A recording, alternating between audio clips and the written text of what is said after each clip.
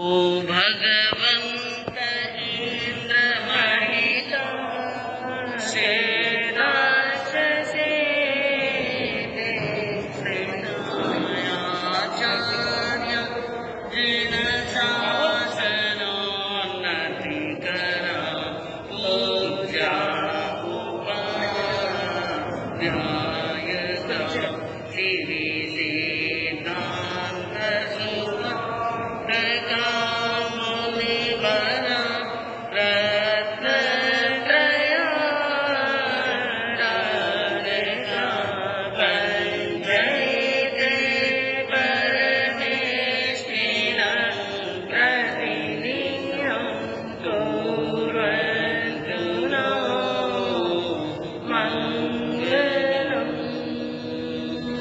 मंगलम भगवान वीरो मंगलम गौतम प्रभु मंगलम स्वामी भद्राभ्या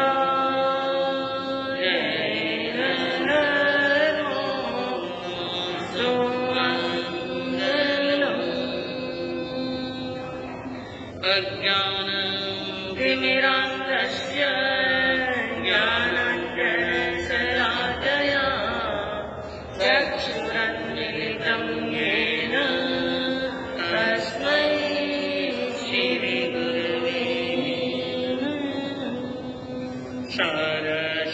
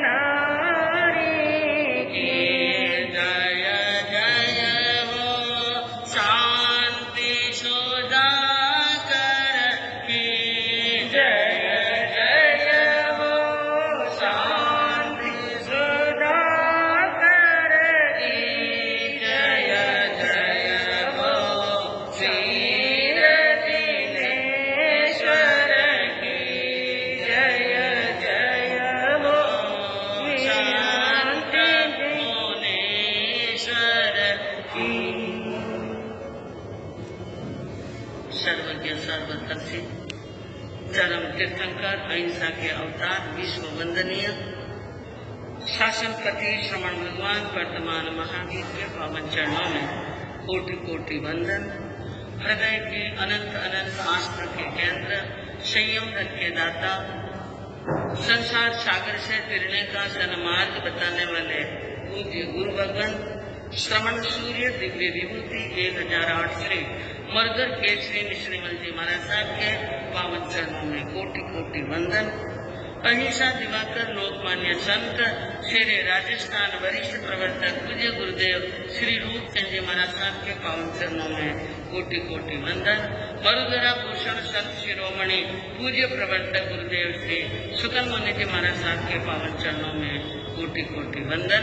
साधना की प्रतिमूर्ति सद्गुणों की उपासिका सरल मना शांत दांत गंभीर गुरुवरिया माँ सती श्री सज्जन कंवर जी महाराज साहब के पावन चरणों में कोटि कोटि धर्म प्रेमी बंधुओं, शीलवती माता बहन, आज परम ही पावन और पवित्र दिवस उपस्थित हुआ है और आज के दिवस को नामाकरण दिया जाता है ज्ञान पंचमी।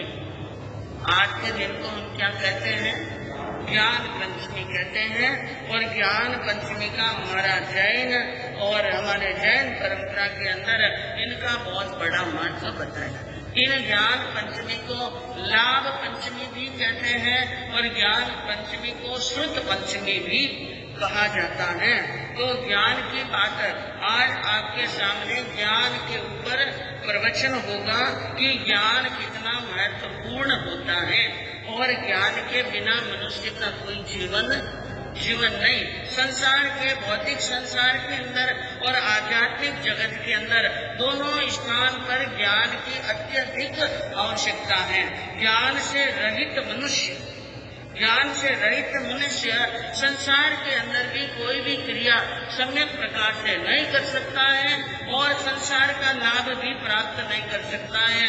और इसी प्रकार आध्यात्मिक जगत के अंदर तो ज्ञान की आवश्यकता यही है। इसलिए हम सबसे पहले जो हमें ज्ञान का छोटा सा या थोड़ा सा भी मार्ग बताए, एक अक्षर का भी ज्ञान दे, उन ज्ञानियों को हम सबसे पहले परम शक्ति और श्रद्धा के साथ में उनके चरणों में क्या करते हैं? नमस्कार। इसलिए कहते हैं प्रतिदिन कि अज्ञान तिमिरान्धस्य प्रज्ञानांजन शलाकया चक्षुरुन्मीलितं येन तस्मै श्री गुरुवे नमः। रोज पहले मंगलाचरण में यही बोलते हैं कि अज्ञान तिमिरान्धस्य, अज्ञान रूपी अंधकार से अंधे हुए हमारी यानी ज्ञान की शलाका द्वारा जिन्होंने हमारी आंखें खोलने का प्रयास किया और हमारी आंखें खोली, उन सद्गुरु को हम नतमस्तक होकर बार बार नमस्कार करते हैं, बार बार उनके चरणों में वंदन करते हैं। और बताया संसार के अंदर, दुनिया में, संसार में सबसे पवित्र कोई चीज है तो क्या है? ज्ञान है। नास्ति ज्ञान में पवित्रम की होते बताया है ज्ञानियों ने कि इन संसार में, इस लोक के अंदर ज्ञान से बढ़कर कोई पवित्र वस्तु नहीं। सबसे बड़ी पवित्र वस्तु और सबसे बड़ी अमूल्य वस्तु है ज्ञान। और ज्ञान के धन को, विद्या के धन को सभी धन से प्रधान धन बताया। क्या बताया? क्यों बताया इनको प्रधान धन? कि विद्या धन सर्व धन प्रधान, ऐसा आता है शास्त्रों के अंदर। इसके पीछे कारण क्या है? उन्होंने कारण बताया, न चौर्यहार्यम न च राज्यहार्यम न भातृभाज्यम न च भारगारी व्यये निते कृते वार्धत्येव नित्यं विद्याधनं सर्वधनं प्रदानम्। ज्ञानियों ने कहा न चौर्यहार्यम, विद्या रूपी धन ऐसा धन है कि कितने चोर मिलकर के आ जाए तो चोर इस धन की चोरी नहीं। आपके मस्तिष्क में आपने ज्ञान है, आपके पास में विज्ञान है, आप बेशक शतरा भी आ जाए तो ज्ञान की चोरी कर सकते हैं क्या? नहीं। न चौर्यहार्यम न च राज्यहार्यम। आप कितना ही यानी विद्या की पढ़ ले, कितना ही विद्या का धन अर्जन कर ले, राजा कोई टैक्स मांगता है क्या? कि आपने इतनी डिग्रियां प्राप्त की, इतना ज्ञान प्राप्त किया, इतना शास्त्रों का ज्ञान प्राप्त किया, आपको टैक्स भरना पड़ेगा। धन कमाओ तो क्या भरना पड़ता है? टैक्स भरना पड़ता है। बाया बातें नहीं करें। हाँ प्लीज, हमारी भी दया सोचे, थोड़ा डिस्टर्ब न हो, आराम से सुने, काम करना हो तो करे, लेकिन इशारे से, ठीक है ना? तो भगवान ज्ञानियों ने बताया ना, न राज्य हार्यम, यानी ज्ञान का कोई टैक्स लगने वाला नहीं है।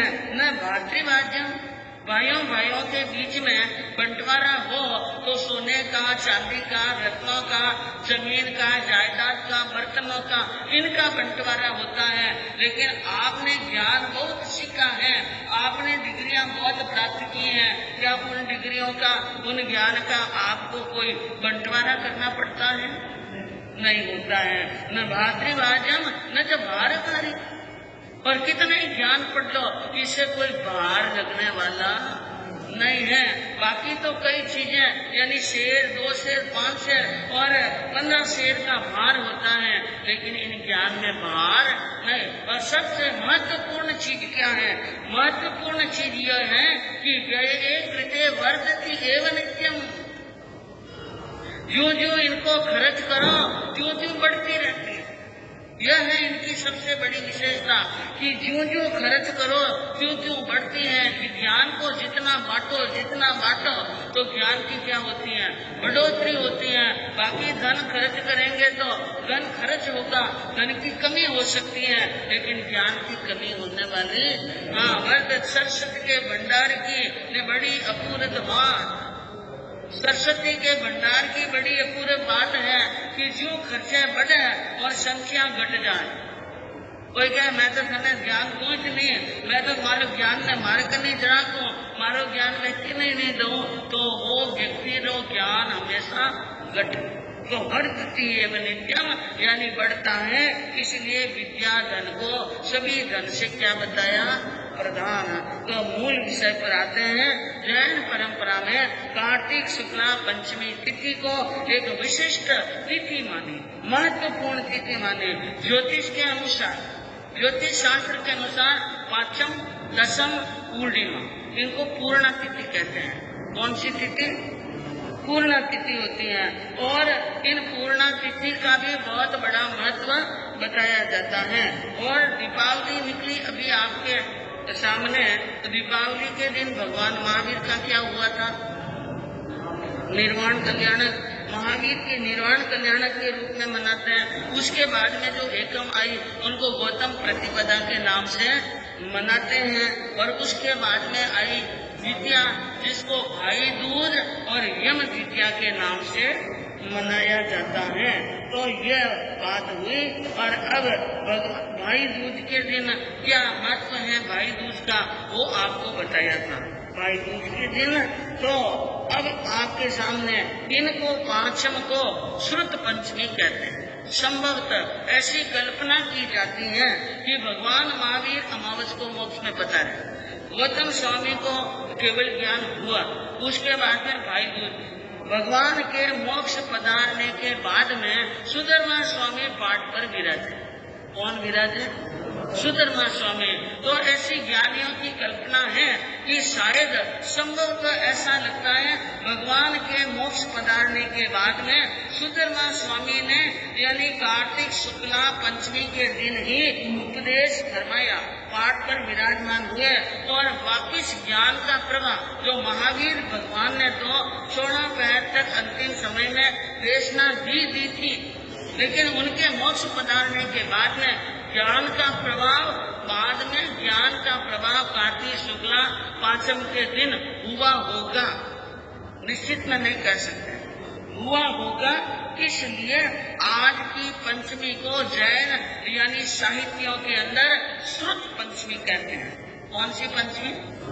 श्रुत पंचमी। पंचमी यानी श्रुत का मतलब होता है आगम ज्ञान। तो आगम ज्ञान की वर्षा करने वाले सुधर्मा स्वामी ने आज ही प्रवचन फरमाया हो निर्वाण के बाद में, तो ऐसी परंपरा के अनुसार श्रुत पंचमी कहते हैं। जैन परंपरा में ज्ञान पंचमी के दिन क्या करना है, यानी आपको यही प्रेरणा देते हैं कि शुद्ध ज्ञान यानी शुद्ध आराधना करना। आज किसकी आराधना करना? शुद्ध आराधना करना, स्वाध्याय करना और माला फेरना, शुद्ध ज्ञान की उपासना करना।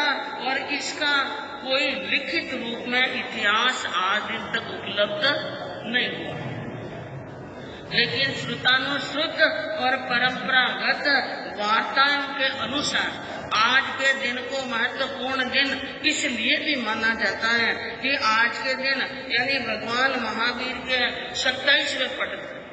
कौन से पटधर? हाँ, नाम याद है? कौन थे? नहीं याद है, कोई बात नहीं। आज के दिन भगवान महावीर के हाँ बहुत बहुत साधुवाद है आपको। हाँ, भगवान महावीर के 27वें पटधर और अंतिम पूर्वधर। 14 पूर्वधारी के भगवान के मोक्ष पधारने के बाद में भी 14 पूर्वधारी संत महात्मा थे, लेकिन अंतिम पूर्वधारी कौन थे? देवर्षि गणित थे। और उनको कितने पूर्वों का ज्ञान था? एक पूर्व। कितने पूर्व का? एक पूर्व का ज्ञान। और उस समय भगवान महावीर का जो प्रवचन होता था और भगवान जो ज्ञान शिक्षा की बात कहते हैं, उनको कंठस्थ परंपरा चलती थी। भगवान ने कहा, गणधरों ने कंठस्थ किया, गणधरों ने सिखाया, और कबीरों ने कंठस्थ किया, कबीरों ने सिखाया, अन्य साधु संतों ने कंठस्थ किया। इस प्रकार परंपरा थी। लेकिन अंतिम समय के अंदर अंतिम पटधर ने क्या सोचा? 27वें पटधर ने कि यानी 14 पूर्वों का ज्ञान 13 पूर्वों में, 10 पूर्वों में, 9 पूर्वों में, ऐसे करते करते करते करते अब कितना पूर्व का रह गया? एक पूर्व का। क्यों? कि अब वो इतना ज्ञान याद आ गया, यानी स्मृति की दुर्बलता हो गई। स्मृति की क्या हो गई? दुर्बलता। इस कारण से जो ज्ञान कंठस्थ परंपरा चली आ रही थी, आज के दिन यानी 980 वर्ष भगवान को मोक्ष पधारे हो गए थे। उसके बाद में देवर्षि गणि ने एक क्रांतिकारी कदम उठाया कि आज के बाद में जो भी ज्ञान कबीरों, साधुओं, संतों को है, उनको लिख दें। उनको क्या करें? लिखने की परंपरा। लिखने की परंपरा याद रखना, महावीर के मोक्ष पधारने के बाद में ये शास्त्र लिखने की जो परंपरा है, इन परंपरा को शुरू किसने की? देवर्षि गणि ने। देवर्षि गणि ने की कितने समय बाद में? कि भगवान महावीर के 900 मोक्ष पधारे 980 वर्ष हो गए, तो उसके बाद में 980वें वर्ष में ये परंपरा क्या की थी? शुरू की। इसका भी एक यानी अद्भुत घटना घटी। देवर्षि गणि को सर्दी के मौसम के अंदर जुकाम हो गया। क्या हो गया? जुकाम। और जुकाम होता है, कफ हो जाता है, और कफ के लिए हमारे देसी औषधि है सूंठ का सेवन करना। इसका सूंठ का गांठिया था ना, सूंठ का गांठिया घिस करके ग्रहण करने से कफ कम होता है, कफ का शमन होता है। तो ग्रस्त के घर से सूंठ का गांठिया लेके आए, सूंठ का गांठिया लेके आए, और वो घस करके उनकी औषधि ले ली, और वो गांठिया वापिस श्रावक जी को देना था, श्रावक जी को समझाना था। तो मैं भूल नहीं जाऊं, इसलिए जो सूंठ का छोटा सा गांठिया था अपने कान में रख दिया। किसमें रख दिया? क्या कान में फंसा दिया? जैसे कोई नहीं सुनते हैं तो वो मशीन फंसाते हैं, नहीं सुनने की, शायद उसी तरह से। हाँ, कोई बात नहीं, वैसे अच्छी तो आई, ठीक है, अच्छी बात है। गांठ का सूंठ यहाँ कान में रख दिया कि कान में रहेगा तो मुझे याद रहेगा, और मैं श्रावक जी को आते ही पहले समझा दूंगा। लेकिन देखिए, सूंठ का गांठिया पूरे दिन कान में रहा। शाम को प्रतिक्रमण का टाइम हुआ, और प्रतिक्रमण के टाइम में आज्ञा ले ली, प्रतिक्रमण भी शुरू कर दिया। पहले शांति, थोड़ी सी शांति बना करके रखें, आवाज नहीं आनी चाहिए। हाँ, सूंठ का गांठिया कान में रह गया, प्रतिक्रमण शुरू कर लिया और प्रतिक्रमण का तीसरा आवश्यक खमासना देने के लिए, यानी जब खमासना देने के लिए आसन ग्रहण करके बैठे थे तो सूंड का गांठ आकर के नीचे गिरा और एकदम चमक गए। ओहो, मैंने सूंड का गांठिया श्रावक जी को बनाया नहीं और प्रतिक्रमण की आज्ञा ही ले ली, मैं प्रतिक्रमण शुरू कर लिया। इस घटना ने उन देवर्षि गणी को एकदम जोरदार झटका दिया और उन्होंने सोचा मैं एक पूर्वधारी हूँ। कितना पूर्वधारी? मैं पूर्वधारी संत हूँ। आज मुझे भी ये छोटी चीज याद नहीं रही तो मेरे बाद में आने वाले समय के अंदर स्मृति की कितनी दुर्बलता हो सकती है। इसलिए उन्होंने यानी पाठ को, आगमों को धीरे धीरे कहीं यह आगम लुप्त न हो जाए और इस महान धन से हम वांछित न रह जाए। आगम के दीप में शुद्ध परंपरा के दर्शन हमें यानी इनसे वांछित न रह जाए, नहीं तो यह आगम रहेंगे तो हमें शुद्ध यानी ज्ञान के दर्शन होते रहेंगे। जिनवाणी रूपी सूर्य के राहु रूपी यानी मिथ्यात्व रूपी राहु नहीं घसले, इसलिए उन्होंने ये परंपरा क्या की थी। यह परंपरा शुरू की थी और ये कदम उठाया। और आप जानते हैं जो परंपरा में विश्वास करने वाले लोग होते हैं और वे जो परंपरा से विरुद्ध अगर कोई क्रांतिकारी कदम उठाते हैं तो विरोध कोई कम नहीं होता है। आज भी जो परंपरा चली आ रही है, कोई ऐसा क्रांतिकारी संत हो और आपके धर्म की क्रांति में कोई यानी बदलाव करना चाहे, कुछ करना चाहे तो उनके विरोधी कितने होंगे? बहुत विरोधी होते हैं। लेकिन जब यह वो क्रांतिकारी वो विरोध से डरने वाले नहीं, क्रांतिकारी नाम ही उनका होता है जो विरोध से, निंदा से, विकटता से, अपमान से कभी डरते नहीं है, वे क्रांतिकारी कदम उठाते हैं। तो ऐसा क्रांतिकारी कदम उठाया और इस बात को पूज्य यानी चारित्र चूड़ामणि हस्तिवंश जी महाराज साहब ने अपनी पाठावली के अंदर स्पष्ट शब्दों में लिखा।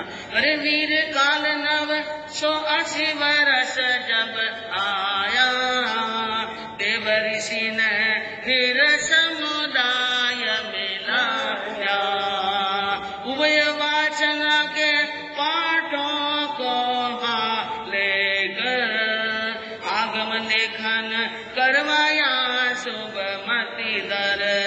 अरे आज उसी से हरि संग की वाणी, संग की वाणी लेकर शरणा तेरे अनंत नर नारी, लेकर शरणा तेरे अनंत नर नारी।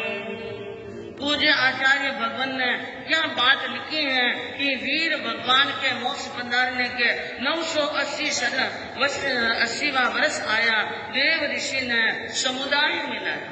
समुदाय यानी आज के शब्दों में यूं कहते साधु सम्मेलन। क्या करना? साधु सम्मेलन। भगवान के मोक्ष पधारने के बाद में 4 बार ऐसा साधु सम्मेलन हुआ, लेकिन उनका नाम साधु सम्मेलन न देकर के क्या कहते थे? वाचना। क्या बोलते थे? वाचना। और उनका लक्ष्य एक ही होता था। उस काल में जितने भी संत हैं, सब के सब संत एक जगह इकट्ठे हो जाए और सब वहाँ पर उनको कितना कितना ज्ञान है, उन ज्ञान का लेखा जोखा और सिखाना। मतलब किनको ज्ञान है कम और किसी को ज्यादा है, तो उनका काम है कि वे आगमों के ज्ञान को, जिनको नहीं आता है, उनको ज्यादा से ज्यादा ज्ञान में क्या करें? पारंगत। तो इस प्रकार ज्ञान की यानी स्वाध्याय चलती थी। उन स्वाध्यायों से जो अल्प ज्ञानी साधु होते थे वो भी क्या हो जाते हैं? पारंगत। तो ऐसी वाचनाएं हुई। तो ये अंतिम वाचना देवर्षि गणी के समय में हुई और यहाँ बताया उभय वाचना। 2 वाचनाएं हुई। कैसे हुई 2 वाचना? पहली वाचना तो हुई आचार्य भद्रबाहु के समय में पाटलिपुत्र में। कहाँ पर? नोट करते जाइए, आपको याद रहना चाहिए। पहली वाचना हुई आचार्य भद्रबाहु के समय में, जो 14 पूर्वधारी थे। कितने पूर्वधारी थे? 14 पूर्वधारी थे, पाटलिपुत्र में हुई। उसके बाद में आचार्य दूसरी वाचना हुई आचार्य सुहस्ती के समय में कलिंग देश के अंदर जिनको 10 पूर्वों का ज्ञान था, आर्य समष्टि को कितना ज्ञान था? 10 पूर्वों का ज्ञान था। और उसके बाद में तीसरी वाचना हुई आचार्य वज्रसेन के समय के अंदर, और 10 पूर्व जिसको आज मंदसौर कहते हैं, मंदसौर है ना, भारत में है नहीं वो, हाँ, वहां पर हुई थी। और चौथी वाचना हुई आचार्य देववर्ती गणी के समय में, भगवान वीर निर्माण के 830 वर्ष बाद में। चौथी वाचना हुई 830 वर्ष में, और 2 वाचनाएं हुई, 2 जगह हुई, एक साथ में एक जगह नहीं हुई, 2 जगह हुई, उत्तर में दक्षिण में, उत्तर में मथुरा में, दक्षिण में वल्लभ में, उत्तर में नागार्जुन के नेतृत्व में और दक्षिण में स्कंदिल के नेतृत्व में। इन दोनों जगह अलग अलग वाचना हुई। आपके मन में प्रश्न उठना चाहिए कि अलग अलग क्यों हुई,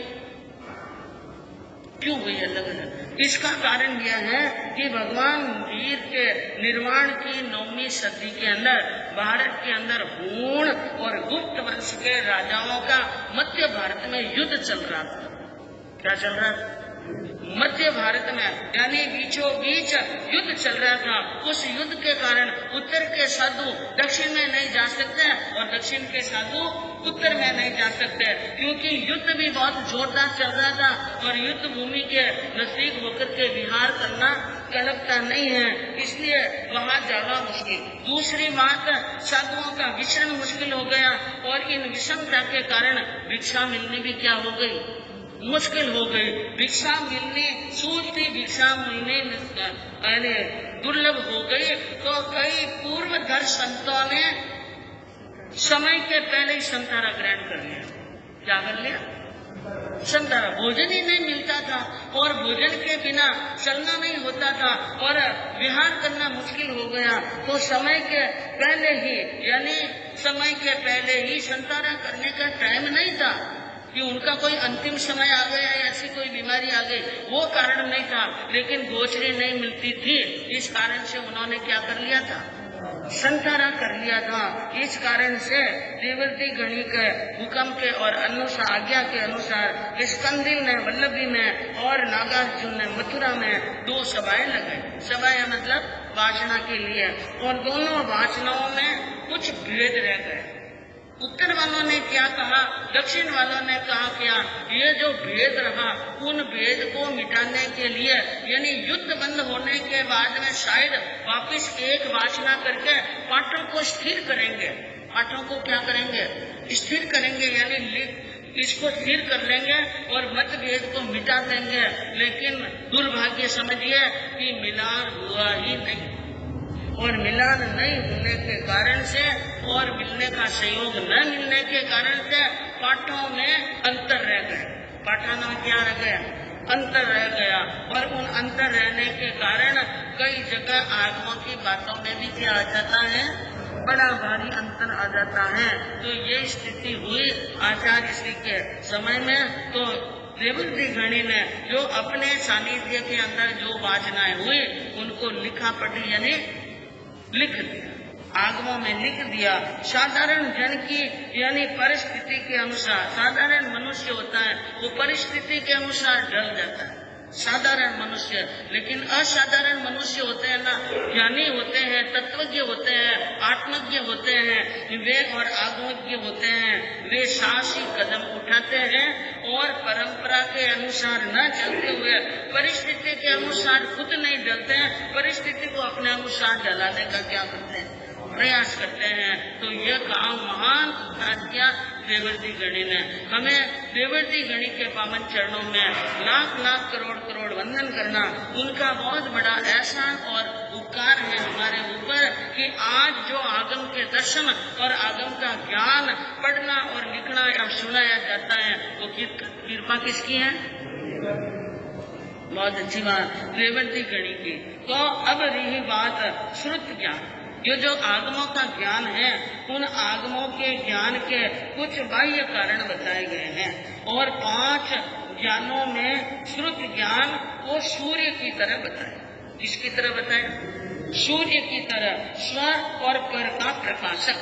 यह एक श्रुत ज्ञान ही एक 5 ज्ञानों में श्रुत ज्ञान ही एक ऐसा ज्ञान है जो स्वयं में भी प्रकाशित है और दूसरों को भी क्या करता है, प्रकाशित। सूर्य की तरह सूर्य खुद चमकता है और धरती के सारे पदार्थों को चमका देता है, ऐसा है श्रुत ज्ञान। मति ज्ञान, अवधि ज्ञान, मन प्रयोग ज्ञान, केवल ज्ञान, ये स्वयं के विषय में जानते हैं। मति ज्ञानी भी मति ज्ञान से, यानी अवधि ज्ञानी, मन परिज्ञानी, केवल ज्ञानी, ये जानते हैं अपने ज्ञान से चीज, लेकिन जानी हुई चीज को आप लोगों को बताना होता है तो सारा किसका लेना पड़ता है, श्रुत ज्ञान। तीर्थंकर भगवान केवल ज्ञान से जो बात, जो मार्ग जानते हैं वो मार्ग के उपदेश देते हैं तो सारा किसका लेते हैं, श्रुत ज्ञान का। क्योंकि बाकी के जो ज्ञान है वे मूक है। मूक का मतलब समझ है, बोल नहीं सकते, वो गूंगे हैं, देख सकते हैं, जान सकते हैं। देखना जानना अलग बात है, देखना जानना और किसी को बताना यह अलग बात है। तो बाकी के ज्ञान को मूक ज्ञान बताया, लेकिन श्रुत ज्ञान के सहारे के बिना तो तीर्थंकर भी उपदेश नहीं दे सकते हैं। वर्णमाला के बिना, अक्षर ज्ञान के बिना उपदेश दे नहीं सकते हैं, तो ये दूसरों का सहारा लेना पड़ता है। केवली भगवान की वर्ण समुदाय की सहायता से उपदेश देते हैं। श्रुत ज्ञान को गणधरों ने भी प्रणाम किया। नमो सूर्य देवस्य, भगवती सूत्र में एक सूत्र आता है जिनमें गणधरों ने फरमाया नमो सूर्य देवस्य, हम श्रुत देवता को क्या करते हैं, नमस्कार करते हैं। और उत्तरायण सूत्र का आपने स्वाध्याय सुना, जिसके अंदर एक सूत्र आया था कि सूर्य से आहारायण बनते जीवे जीवन जनाए। श्रुत की आराधना करने से हे भगवान क्या प्राप्त होता है कि सूर्य आहानायणम अन्नम खवे न यह संकिल्लत सही, यानी श्रुत की आराधना करने से अज्ञान का नाश होता है और क्लेश समाप्त होता है। क्या होता है, क्लेश। तो इन श्रुत ज्ञान के सहायक जो कारण हैं उनके अंदर आपको बताया जाएगा कि इसके अंदर श्रुत ज्ञान सीखने में सहायक कारण नहीं हो तो हम श्रुत ज्ञान नहीं सीख सकते हैं। जिसमें पहला कारण बताया आरोग्य। क्या बताया, शरीर का स्वस्थ होना जरूरी है। शरीर में रोग है, पेट दुखना है, माथा दुख रहा है, बुखार आ रहा है और शरीर में है आदि है, व्याधि है, बेचैनी है, घबराहट है, तो आपने कहा थोड़ा एक प्रतिकमंदी पार्टी याद कर लो, साहब होने वाली नहीं है। तो सबसे पहले चाहिए आरोग्य, दूसरा चाहिए बुद्धि, सीखने की क्या चाहिए, बुद्धि, और तीसरा चाहिए विनयशीलता। बिना विनय के ज्ञान आने वाला विद्या ददाति विनय, यानी विद्या विनय को देती है और विनयवान को ज्ञान की प्राप्ति होती है। चौथा बताया उद्यम, ज्ञान सीखने का क्या होना चाहिए, उद्यम। और जो ज्ञान सीखते हैं ना उनको ही मालूम है कि ज्ञान सीखने में कितना परिश्रम करना पड़ता है, कितना श्रम करना पड़ता है। कोई बैठे कोई यही सोचता है बैठे गिरे हुए आप तो कहीं करे बैठे बैठे किताबा पढ़े, इनमें कहीं जोर आने का, इनमें जोर आने केवल मन कह सकेगा। लेकिन शास्त्रकारों ने कहा विद्वान एवं विजानाति विद्वत जन परिश्रमम नहीं वंद्या विजानाति गुर्वी प्रसव वेदना। बहुत सुंदर बात कही, बड़ी महत्वपूर्ण बात कही। विद्वान ही जानता है कि विद्वत जनों का परिश्रम क्या होता है। ये विद्वान बढ़ना कोई छोटी बात नहीं है, पंडित पुरुष बनना कोई छोटी बात नहीं है, बहुश्रुत बनना कोई छोटी बात नहीं है, तत्वों का ज्ञान प्राप्त करना कोई छोटी बात नहीं है। विद्वान एवं विजानाति विद्वत जन परिश्रमम, सामने वाला विद्वान है तो विद्वान के परिश्रम को समझ सकता है। नहीं वंद्या विजानाति, उदाहरण दिया एक वंद्या, वंद्या यानी जिसने कभी संतान को जन्म दिया ही नहीं, और उन वंद्या से पूछे कि प्रसव की वेदना कैसी होती है, क्या पूछे, हाँ तो वाकई बड़ी रास्ता है। गुरुवी प्रसव वेदना, यानी जो संतानहीन है, पांच है, उनको प्रसव की वेदना मालूम नहीं पड़ती है। इसी प्रकार विद्वानों के यानी परिश्रम के बारे में विद्वान ही जानते हैं। तो उद्यम और श्रुत के प्रति अनुराग, ज्ञान के प्रति क्या होना चाहिए? अनुराग, प्रेम होना चाहिए। ये पांच तो यानी बाह्य कारण है और आभ्यंतर कारण नहीं, ये तो आभ्यंतर कारण है और पांच है बाह्य कारण। जिसमें बताया आचार्य, पढ़े लिखे विद्वान ज्ञानी आचार्य का सहयोग मिलना, नहीं तो पढ़ेंगे किससे? आचार्य नहीं मिलेंगे, पढ़े लिखे संत महात्मा नहीं मिलेंगे तो पढ़ेंगे किससे? दूसरा बताया पुस्तक, और तीसरा बताया निवास, जहाँ पढ़ने के लायक स्थान हो, ऐसे स्थान पर जहाँ पर भाड़ा हो, भीड़ हो, हाँ हो, हल्ला हो, आवागमन हो, वहाँ पर पढ़ाई होने वाली नहीं। तो स्थान, और तीसरा पढ़ाने में सहायता करने वाले, सहायता करने वाले के कई मतलब हो सकते हैं। पढ़ाने के लिए मतलब अगर कोई वेतन लेकर के पढ़ते हैं या कैसे ही पढ़ाते हैं तो उनकी भी व्यवस्था हमारे समाज में जैसे होती है। साधु संत वैरागी वैरागन पढ़ते हैं तो समाज वाले उनको पढ़ाने की क्या कराते हैं? सुंदर व्यवस्था कराते हैं, सहायता और अनुकूल भोजन की सुविधा। पढ़ाई के जो यानी विद्यार्थी हैं, मेधावी हैं, पढ़ने वाले हैं, उन साधु संतों को किस प्रकार का भोजन दिया जाता है, ऐसा श्रावकों को ध्यान रहे और उनके अनुसार आहार पानी की व्यवस्था हो तो श्रुत ज्ञान की आराधना होती है।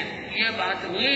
और एक बात बताई कि ज्ञान की आसाधना करने से क्या परिणाम सामने आते हैं।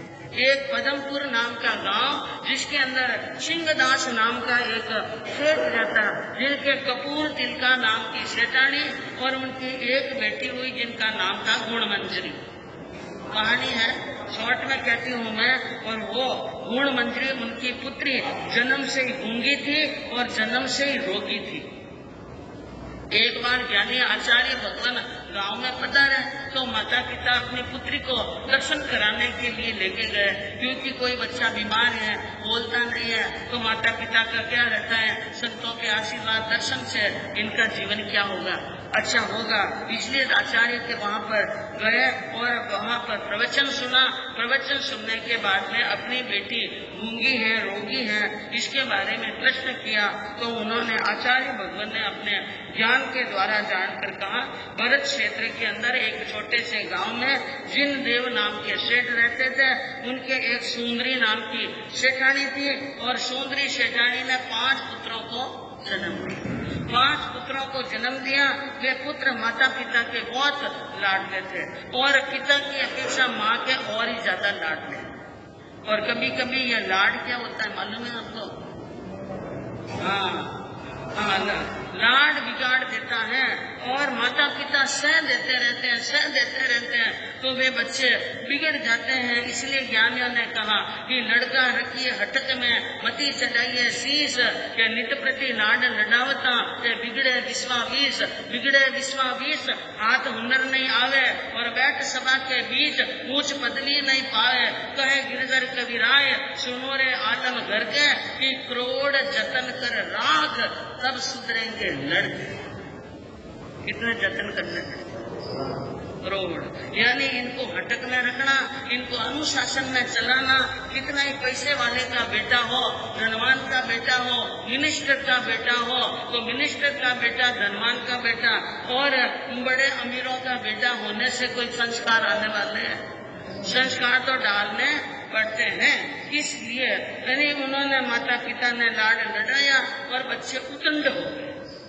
समय पर उनको स्कूल में पढ़ने के लिए भेजा तो अक्षर का ज्ञान चढ़ता नहीं।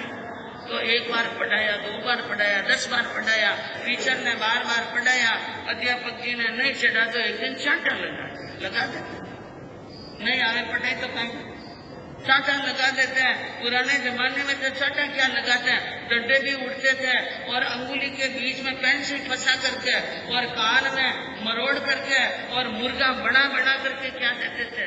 आज आपने टावरे ने मुर्गा बना देगा? हाँ, मास्टर ने मुर्गो बनाए थे।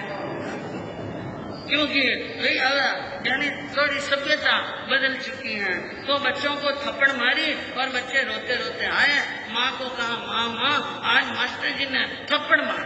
थप्पड़ मार दी?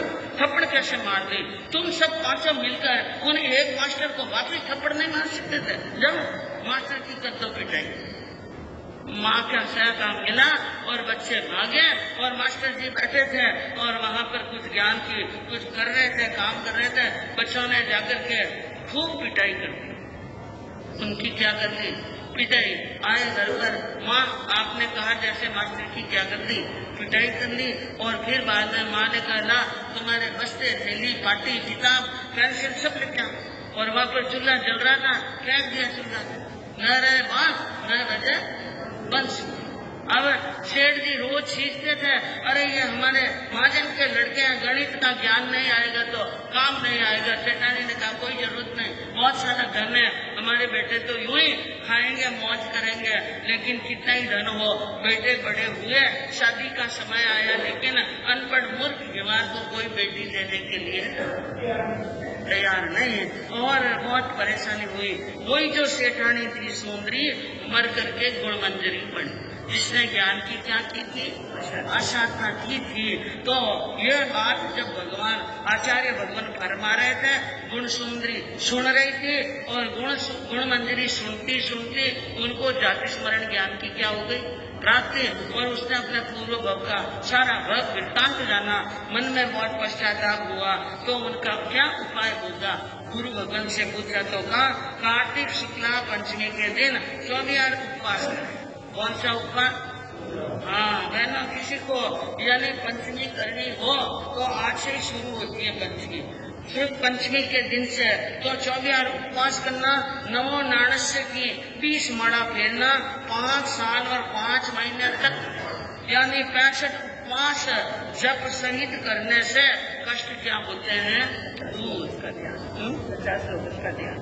हाँ, और 51 लोगों का ध्यान, 51 लोगों का ध्यान, नमो नाणस्य की 20 मालाएं फेरनी।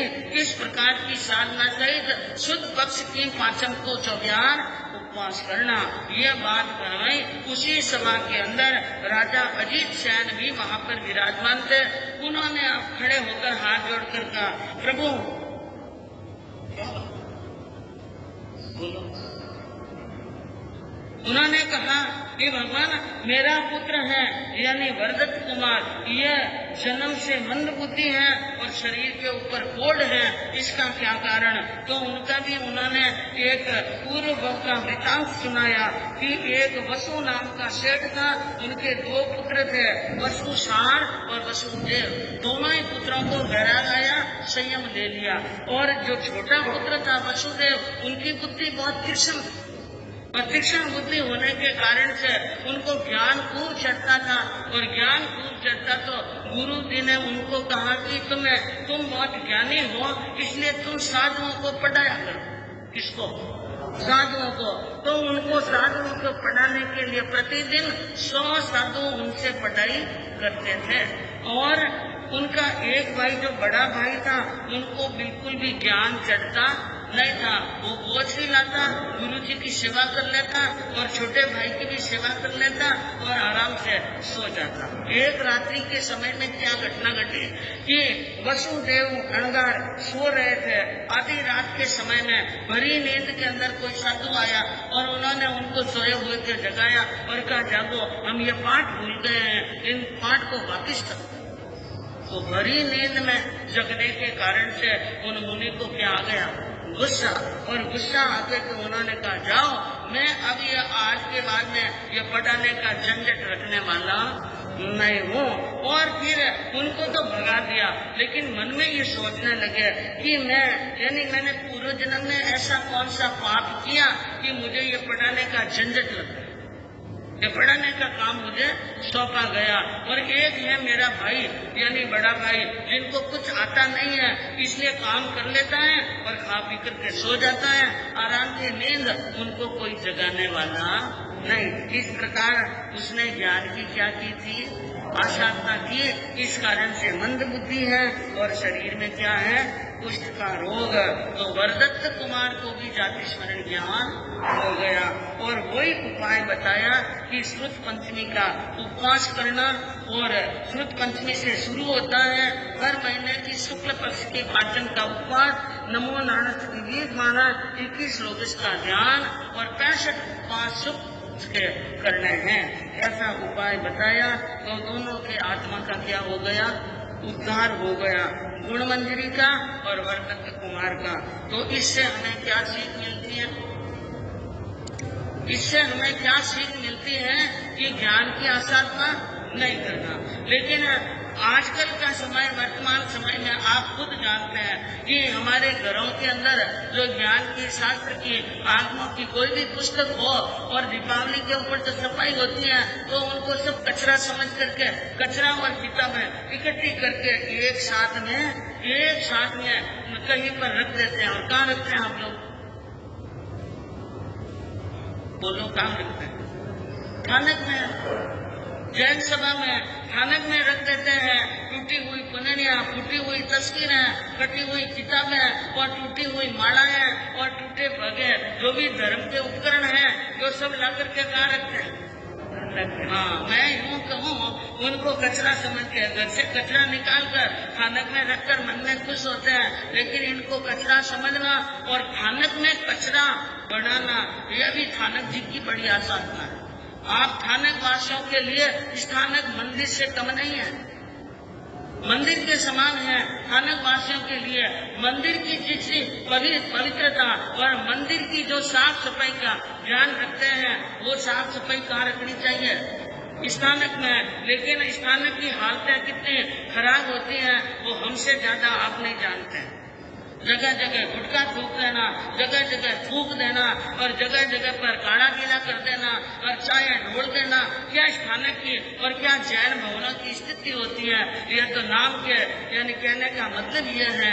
और जो किताबें, कितनी किताबें ज्ञानवान हैं, उनको कोई ज्ञान नहीं है। लेकिन आपके सफ्तर पेट के जैन भवन के अंदर एक बहुत सुंदर व्यवस्था जब से हमने देखी है, जब से हम यहाँ आए हैं, उसके बाद में हमने देखा कि सेठ श्रीमान उमेद राज साहब बागमार नीचे किताबों की क्या लगाते हैं, स्टॉल लगाते हैं और वहाँ पर उनको लाकर के घरों से लाकर के क्या देते हैं, किताबें। और वे उन किताबों, फटी हुई किताबों की यानी कागज छेप कर हो करके पुट्टा चढ़ाकर जिल्द बांध करके उनको रेडी करके और सब प्रकार से अलग करके रखते हैं। जिनको जरूरत वो वापिस देते हैं। वो श्रुत ज्ञान की बहुत बड़ी सेवा कर रहे हैं। कौन से ज्ञान की, श्रुत ज्ञान की बहुत बड़ी सेवा करते हैं। जिनको जरूरत हो वो ले जाओ। और उनसे हमारी 2-4 बार बात हो चुकी है और वो कह चुके हैं कि बाकी लाखों किताबें मेरे पास में आ गई, लाखों किताबें मैंने दे दी हैं और लाखों किताबों और हमारे जितने जो मेरे भंडार भराई रहता है। तो मैं चाहती हूँ कि श्रुत का किस प्रकार यानी अनुशासन बिना श्रद्धा पूर्वक जो श्रुत की सेवा करते हैं, आज श्रुत पंचमी के दिन बागमार साहब का स्वागत होना चाहिए। आपके संघ की तरफ से बागमार साहब का स्वागत होना चाहिए, उनका मान सम्मान बढ़ाना चाहिए। क्योंकि आप अपने मन में सोचो, किसके पास में टाइम है, किसके पास में टाइम है कि फटी हुई किताबों को जोड़े, उन पर पुट्टा चढ़ाए। और मैं कहूँ उनको आप तनख्वाह देते हैं क्या,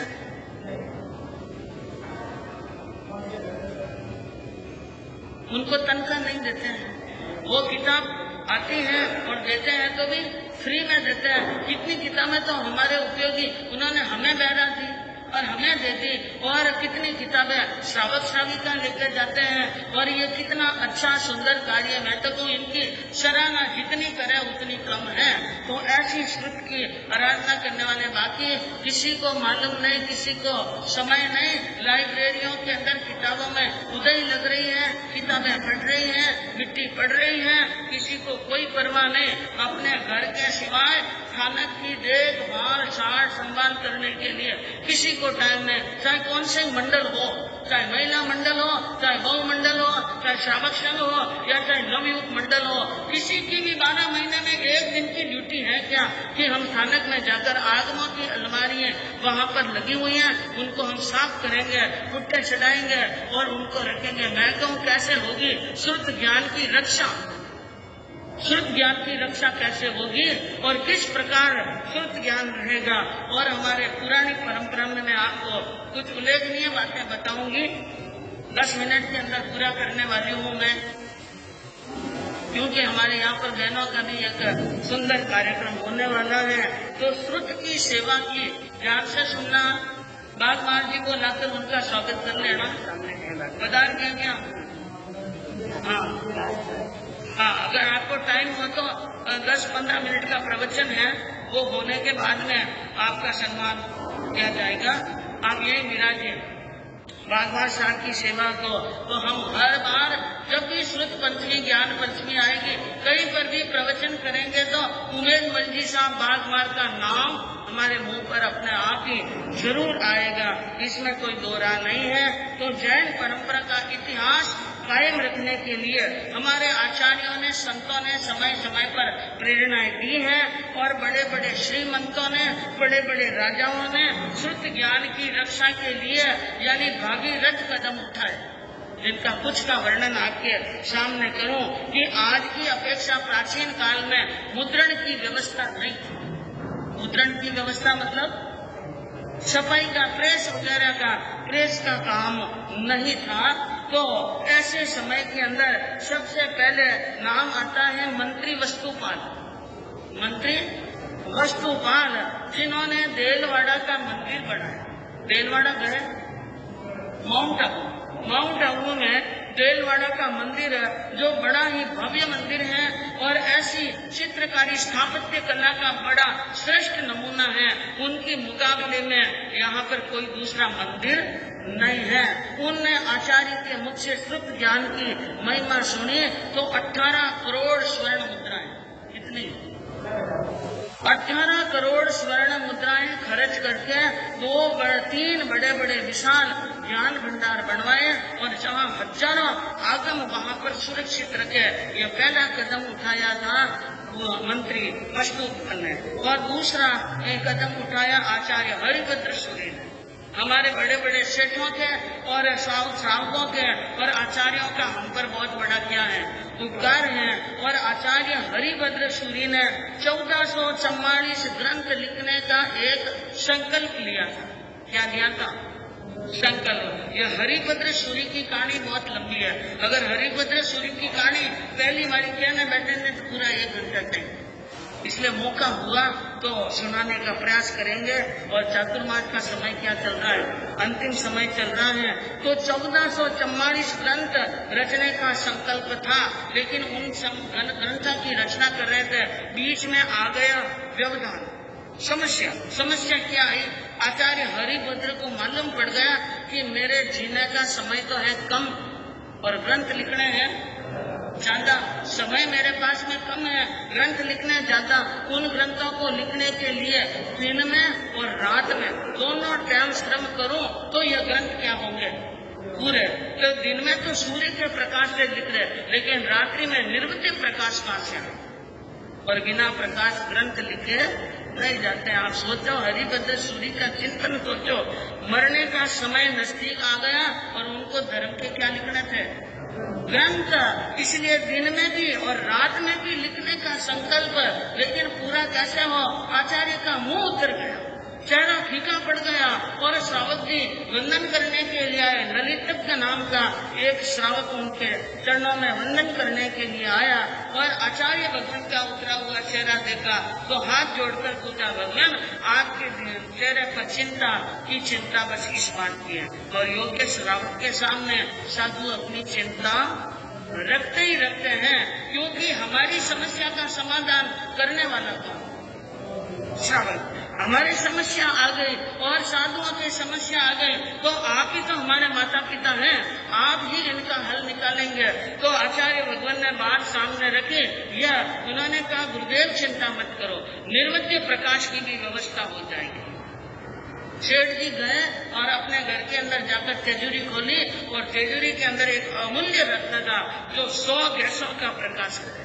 कितने भेद कर दिया वहां पर जाकर के स्थानक के अंदर उपासना में रख दिया। ललितज्ञ उन उदार मना भक्त ने वो मणि वहां पर रख दी। दिन में सूर्य के प्रकाश में और रात में इन मणि के प्रकाश में। और 1444 ग्रंथ आचार्य हरिभद्र सुने न रिके, बहुत बड़ा उपकार। और तीसरा है आबू सिंघवी। आबू सिंघवी जो थराद गुजरात के श्रीमालीय वंशीय थे और जिन्होंने कहते हैं कि अनहिलपुर नाम के नगर में राजा भीमदेव राज्य करते थे और भीमदेव के राज्य में वो दंडनायक थे। आबू सिंघवी कौन थे? दंडनायक। एक बार राजा भीमदेव किसी कार्य से बाहर चले गए और बाहर जाने के बाद में वहां पर किसी शत्रु राजा ने वहां पर आक्रमण कर लिया। अब आक्रमण करने के लिए आए लेकिन लड़ने के लिए राजा वहां पर नहीं थे। तो महारानी ने मन में विचार किया अब किसके हाथ में युद्ध की बागडोर संभालूं। आप इन बातों को ध्यान से सुनिए। 5 मिनट समय लगे तो कोई बात नहीं। आप सोचिए कैसे श्रावक और कैसे शक्तिशाली और कैसे बुद्धिशाली और वो कितने धर्म से जुड़े हुए थे। मैंने बात ये सुननी है। तो रानी ने आबू सिंघवी को बुलाकर युद्ध की बागडोर उनको समझाई, आप जाओ युद्ध करने के। और सिंघवी जी ने बीड़ा उठाया और गए युद्ध करने के लिए वहां पर गए। लेकिन वहां पर युद्ध तो वो, क्योंकि हमारे भारत के सभी राजा और सेठ साहूकार जितने भी युद्ध करते हैं वो युद्ध हमारी संस्कृति के अनुसार नियम के अनुसार होता है। सूर्य उदय से सूर्यास्त तक युद्ध करना, बाद में नहीं करना। तो पहला ही दिन था। युद्ध के अंदर न पूरी विजय मिली न पूरी हार मिली। शाम का समय सूर्य अस्त होते ही युद्ध क्या हो गया? बंद। और बंद होने के बाद में अब वो तो श्रावक है। आबू सिंघवी कौन थे? श्रावक। और उनके नियम में प्रतिक्रमण करना। बोलो आज कितने नियम है, क्या नियम पालते हैं? श्रावक का नाम तो हम भी रखवाते हैं, आप भी रखवाते हैं, सब श्रावक का है तो बहुत खुश होते हैं। लेकिन उनको नियम था प्रतिक्रमण और वहाँ युद्ध भूमि में प्रतिक्रमण करने के लिए जगह नहीं। कहाँ प्रतिक्रमण करे? प्रतिक्रमण कहाँ करे? तो उनको क्या है, हाथी का होदा। हाथी का होदा होता है। होदा में हम सब पाल की हाथी का होदा नीचे रखवाया। होदे में बैठ करके प्रतिक्रमण किया। जब होदे में बैठे ना तो पूंजनी से होदा पूंजा और आसन बिछाया, प्रतिक्रमण किया। और वहां पर सैनिक खड़े खड़े देख रहे थे। ये कैसा सेठ है जो यानी छोटी छोटी चींटियों को पूंज करके इधर यानी सुरक्षित रखते हैं। और ये क्या युद्ध करेंगे, ये क्या लड़ेंगे? एक गया भागा दौड़ा रानी के पास में, किसके हाथ में आपने युद्ध की बागडोर संभलाई? क्योंकि वो तो चींटी को भी हाल नहीं देता है, वो क्या युद्ध करेगा? अब रानी ने कहा भाई इसका तो कोई उपचार नहीं।